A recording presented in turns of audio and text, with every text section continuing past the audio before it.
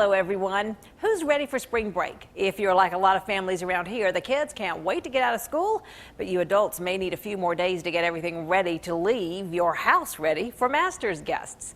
We have school and Masters Week's topics for you today. Signature Mike will be joining us a little later for quick tips to make sure your home is house guest ready. But first, we're talking about gifted students. The Georgia Association for Gifted Children has just wrapped up its state conference in Athens, where a local teacher got a big honor. You'll meet Dawn Jeffers shortly, but listen to this. 40 years ago, the charter for the organization was signed right here in Augusta, Georgia, at what was then Augusta College. Gifted teachers like Sandra Anderson at Evans Elementary School helped challenge creative thinkers. Brad Means reports. They've been tested and recognized that they have a specific talent or talents that we want to try to develop. Mrs. Anderson stretches those talents with projects like these timelines of U.S. presidents. But they're not just presidential timelines. They actually had to find a event that happened during that president's time and then elaborate on it a little bit and then put them in order through the timeline. My 4th and 5th graders, we do Math Olympiad. For 2nd and 3rd graders, we do Figure It Out. For 1st graders, we're working on a lower level type math activity. As we move up, then we do science and social studies. We always emphasize the language arts. There's even a unit on house design for her 5th graders. And they go through the entire process of learning what are some of the abstract designs of rooms as far as the makeup of the square footage. They actually do a blueprint, then they to scale, and then they take that to scale blueprint and make a model home to scale with the blueprint. Nathan Levy is a gifted educator who taught in New York City classrooms, was a principal and coordinator of a district-wide gifted program. His workshops are among the most popular at state and national education conferences. His ideas have helped raise achievement and bring back enthusiasm to teachers and parents. And many of you parents and your kids will be familiar with his books, Stories with Holes, Who's Clues, and Nathan Levy's 100 Intriguing Questions. A sought-after author and international public speaker, his reputation is based on years as a dynamic teacher, and I am so honored to have Nathan Levy here on the couch with me today. Thank you so much for being here, Nathan. My pleasure. All the way from New Jersey. Yes. You have to say it right. It's New Jersey. New Jersey. And there's a lot of snow up there right now.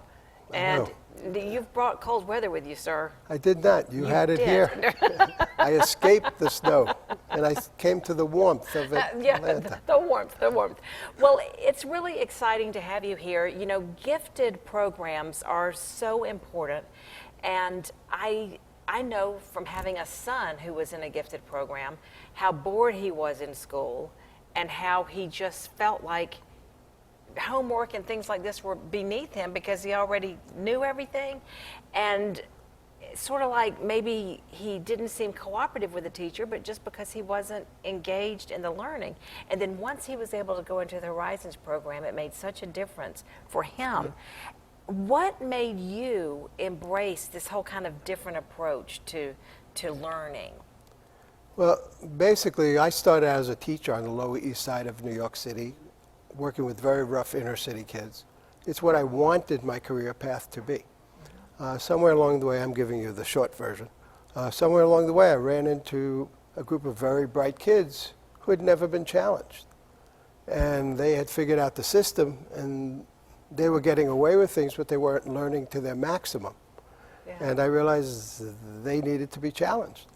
And so I ended up doing things with them actually that I had done with my tough inner city kids, only to find out later that that's what you do with, quote, gifted kids. And basically, more and more, I realized I'm an equal opportunity educator. So gifted children are important.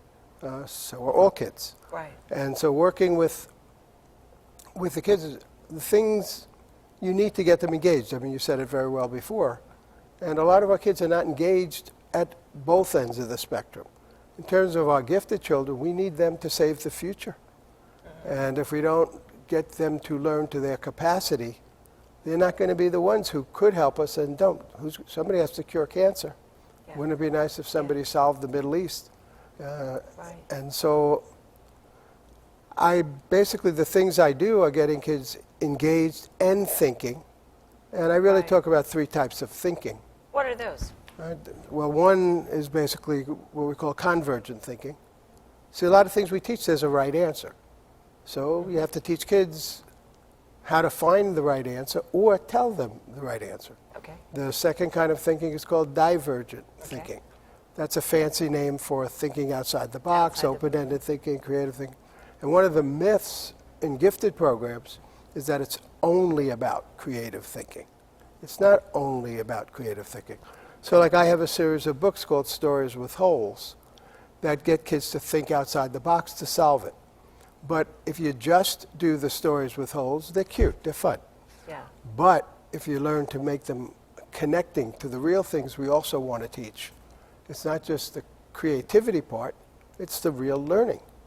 And then there's a third type of thinking, which now one of the things that keeps happening is we take great research and we put it into schools and they misunderstand it. So like one of the things that's happening now is the myth that, well, kids don't need knowledge anymore. They can just look everything up on the internet. Oh my gosh. That's yeah. not true. 2 Right. plus 2 is 4. And not only is it 4, it's faster than they can look it up on the internet. So I have a book, Nathan Levy's Test Booklet of Basic Knowledge for every child over 9 years old. And so it's that, I won't say balance, it's all 3 are important. It's not just the creativity Yeah. or just the knowledge. See, they used to teach everything just by rote. And they Yes. realized, no, that's not the way children should be learning. And that's when gifted kids said, I don't want to learn everything in such a boring manner. Right. So they took, Right. but now they say, oh, there should be no drill. Yes, they should. Kids should still know their Should times still tables, know. whether they're gifted or they're not. Well, I kind of feel that way about spelling. I feel like because of spell check, kids can't spell anymore. And they don't feel like they need to. When you're writing creatively, and you could do invented spelling, and when you go for a job interview and you fill out an application, no, you don't. Nobody wants invented spelling. You're not going to get a job. So there are things for gifted kids that you almost have to remind them. But the bottom line premise that I love educators to believe, and especially when we work with our inner city kids, all kids want to learn. That's such a trite expression. And that needs to be the way you go about it. All But you have to kids believe they want to learn. So when I worked with my first class, which were these gang members and all the things, Wow. I was so ignorant, I didn't know that they weren't supposed to learn. So I taught them.